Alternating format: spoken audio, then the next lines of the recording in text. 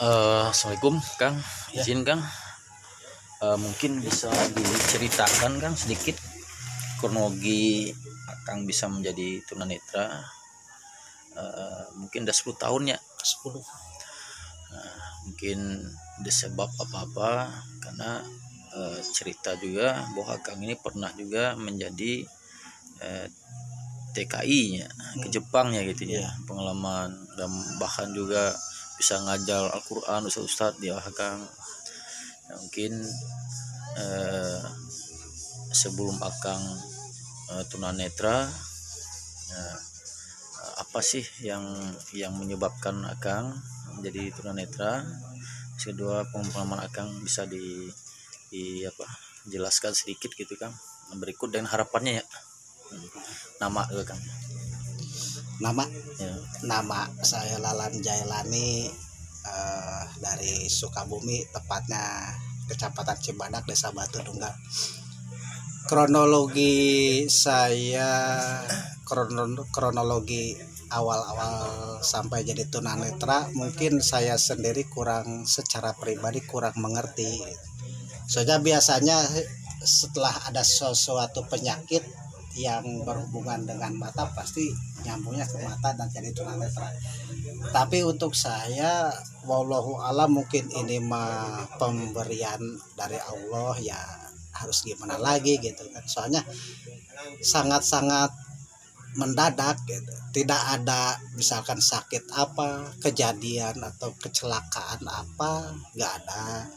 Dan kegiatan sehari-hari, aktivitas sehari-hari ya seperti biasa normal. Saya sebagai pekerja di salah satu perusahaan swasta, nggak ada kecelakaan, nggak ada apa-apa. Tapi pas bangun tidur pagi-pagi, penglihatan itu langsung kabur itu. Lihat orang itu cuma sebatas bayangan hitam aja, nggak lihat orang itu siapa, cuma bayangan hitam aja, kayak bayangan hitam gitu. Lihat orang itu gitu. Dan lihat warna-warna juga, misalkan warna di kebun itu mayoritas warna hijau, ya hijau semua gitu. Kalau mayoritas warnanya hitam semua. Jadi seperti itulah gitu. Tahun berapa itu Kang? 2012-an, sekitar 2012. Dan gak ada yang terasa saat itu. Cuma sekitar 2 minggu setelah itu baru terasa panas, sakit kepala, panas gitu.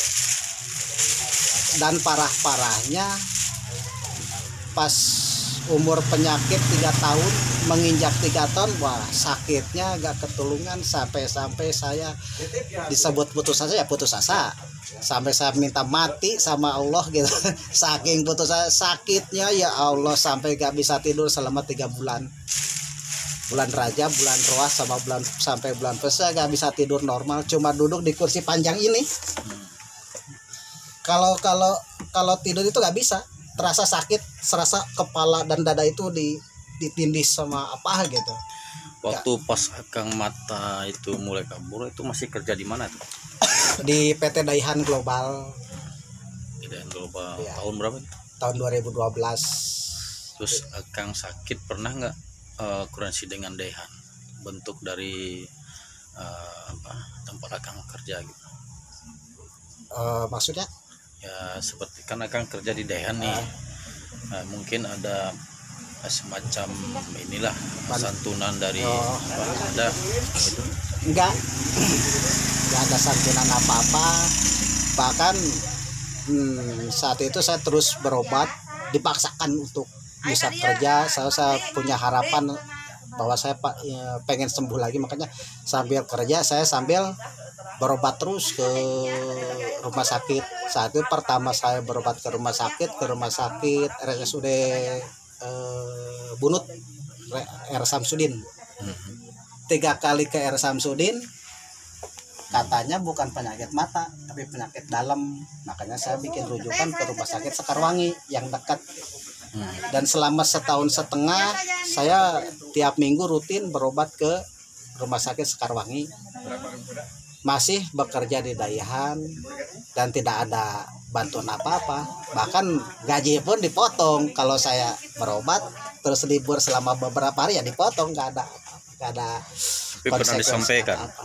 Udah disampaikan, biarin, memang ketentuan perusahaannya seperti itu. Mungkin saya Terus? juga di pabrik itu sebagai staf, makanya saya tahulah rambu-rambu di pabriknya seperti itu. Jadi ya gimana lagi gitu, saya nggak bisa apa-apa. Dan saya mau minta berarti juga ditahan-tahan karena mungkin saya punya sedikit kelebihan dari yang lain walaupun ada kekurangannya. Makanya saya udah ya kabur aja dari perusahaan itu, mau SPD secara resmi gak ditandatangani. Ya udah kabur aja dan sampai sekarang. Terus upaya Akang selama itu sakit kemana aja ke dokter?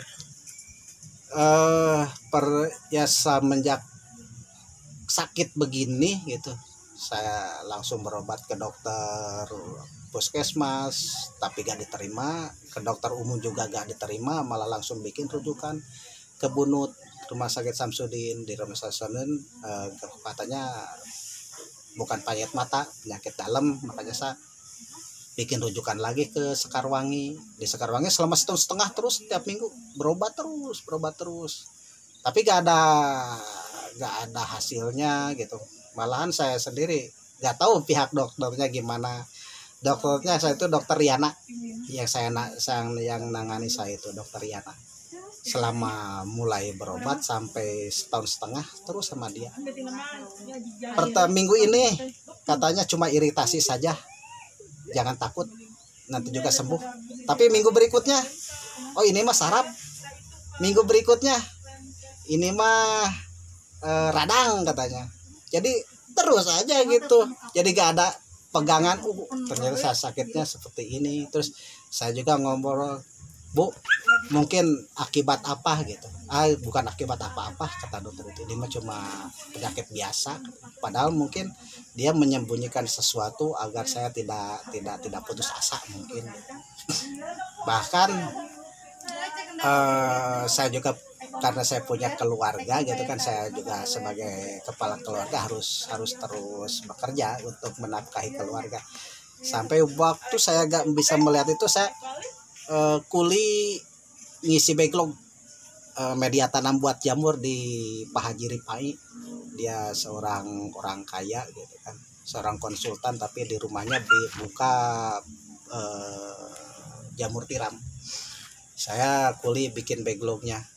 Nah, sejak itu Pak Haji Ripai melihat saya, katanya kenapa sih anak buah saya seperti itu, kok cuek-cuek saja sama saya. Terus anak buahnya ngobrol, oh ternyata buta katanya. Langsung sama Pak Haji Ripai diberangkatkan ke Cicendo, dua kali ke Cicendo, dengan biaya Pak Haji Ripai total dari mulai ongkos segala macam, dan daftar pun PPIC, bukan daftar pakai Jamkesmas pakai apa gitu. PPIC 300.000. Tapi 2 kali ke Cicendo, di Cicendo juga gak ada keputusan apa-apa. Obat gak dikasih, penyakit apa gak tahu. Cicendo itu saja sempat, kenapa ya seperti ini, mungkin Allah ngasihnya seperti ini kepada saya. Pasrah aja lah, udah. Ke Cicendo juga udah. Anehnya justru kok PPIC dan penanganannya pun sangat-sangat spesial penanganannya sama saya. Sampai meriksa saya itu bukannya satu dokter, semua dokter. Dokter Cicendo itu pasiennya sampai jam 2:30 udah tutup.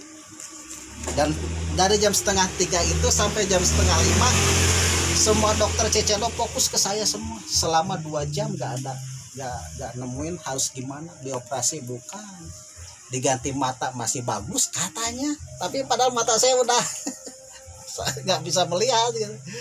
Saya sini tanda tanya kenapa dan apa, tapi walau alam. Yang jadi pegangan saya Allah lebih tahu, Allah yang udah ngasih. Mudah-mudahan Allah mencabut lagi penyakit saya dan saya bisa melihat lagi. Walaupun dan bagaimanapun saya ingin sembuh, ingin bisa melihat gitu kan, ingin bisa menafkahi keluarga dengan maksimal, mendidik anak, menjaga anak, sakit gitu. Kasihan anak-anak saya.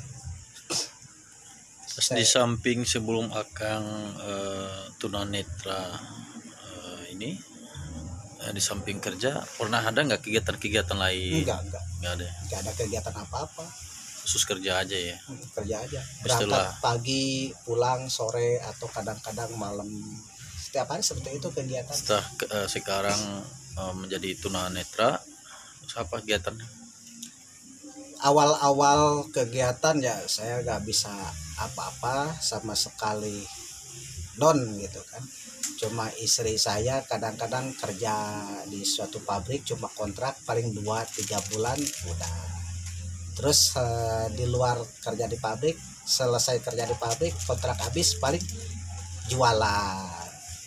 Ya jualan juga, yang namanya jualan di kampung kecil seperti ini boro-boro buat makan, buat jajan anak juga masih minta sama kakek neneknya. Berapa anak kan? 4 anak. Yang gede kalau sekolah umum mah sekarang kelas 2 SMA, tapi karena gak ada apa-apa dulunya ya sekarang paling ngaji-ngaji aja. Nggak sampai SMA-nya. Yang sekarang yang kedua tahun ini tamat SD.